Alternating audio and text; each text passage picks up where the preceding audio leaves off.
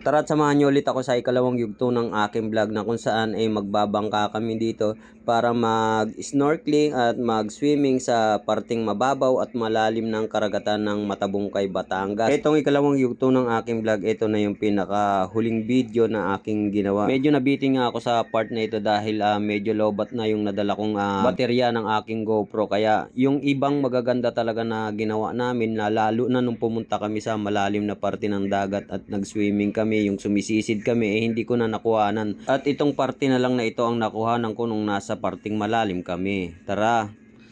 At nandito na nga kami, yan. Nag-umpisa na kaming magbangka. Actually, pangalawang bangka na naming arkalito ni Boss Making. Ayan, tinulak pa namin nung una pero napagana naman namin dahil low tide nga, low tide yung dagat, sumasayad yung ilalim ng bangka na ginamit namin. Kaya nagtulak kami dyan siguro mga 100 meters papuntang simula sa dalampasigan papunta doon sa parting malalim. At kung nakikita nyo, napakaganda ng langit at kalmadong kalmado ang dagat. Talagang napakasarap nitong mamasyal sa karagatan pag ganitong napakaganda ng panahon. At ito nga yung mga nakasama ko. Shout out po sa lahat ng nakuha na ng video dito, especially kay Boss Mark Dolpo na syempre siya yung taya dito sa lahat ng mga nangyayaring kasayahan na to. Siya lahat yung naging taya dito. Kaya talagang wala kaming halos ginastos dito. Ang tanging ginastos lang namin yung pag-aambagan sa sasakyan o yung transpo namin papunta dito sa Matabungkay, Batangas.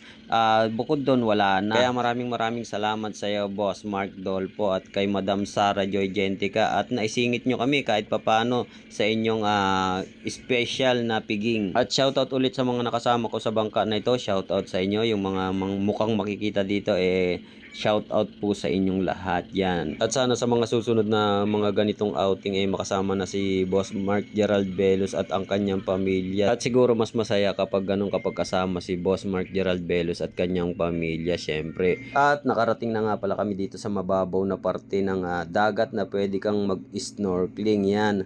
Ang ginawa namin, naghanap-hanap kami ng mga isda. Kaya lang yung mga isda masyadong maiilap, tumatakbo agad o sumisibat agad kapag nakakita ng tao. Kaya ang ginawa ko, yan, nag-swimming na lang tayo. Ikot-ikot dito sa mga halamang dagat na ito na napakaganda. Napakaganda talaga ng ilalim ng karagatan. Parang nasa ibang mundo ka kapag nakikita mo yung mga ganito. Oo nga pala guys, take note pwede dito ang mga bata na dalhin dahil halos hanggang bewang lang ng bata kapag tayo sila sa parte ng dagat na ito. Kaya hindi kayo mag-aalala na baka malunod sila. At meron naman silang salbabida o life vest kapag hindi mo sila yung halimbawa hindi ka rin marunong lumangoy, mag life vest na lang kayo.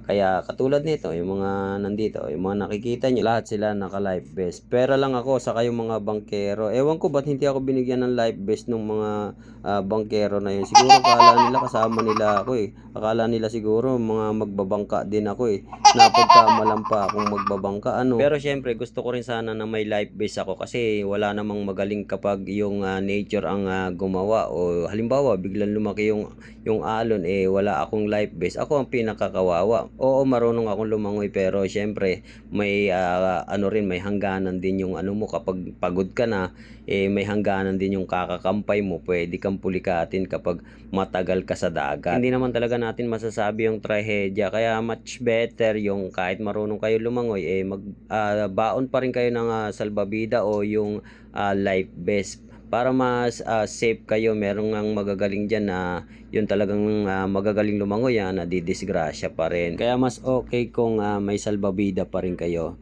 Yun nga pala guys, may ikikwento lang ako sa inyo. Habang nire-record ko tong video na to, habang ini-edit ko, nalulungkot ako dun sa mga kabataan na yung bang bata pa kinukuha na ng Panginoon. Siguro sadya talagang yun lang, hanggang dun lang yung itinakdang panahon at oras para sa kanila. Yung nanghihinayang ako sa kanila na hindi man lang nila naranasan na ganito, yung makita yung ganda ng mundo na parang ipinagkait sa kanila ng Diyos. At hanggang doon na lang talaga yung buhay ng tao kung talagang kukunin ka na wala tayong magagawa. Kaya ikaw, yung sa mga nanonood dito, enjoy mo yung buhay mo at maging kontento ka kumbaga. At higit sa lahat alagaan natin yung ating mga kalusugan, palaging pagdarasal at paghingi ng tawad sa Diyos at paghiling ng ating mga kagalingan sa ating mga sakit. Maraming salamat. Bye bye.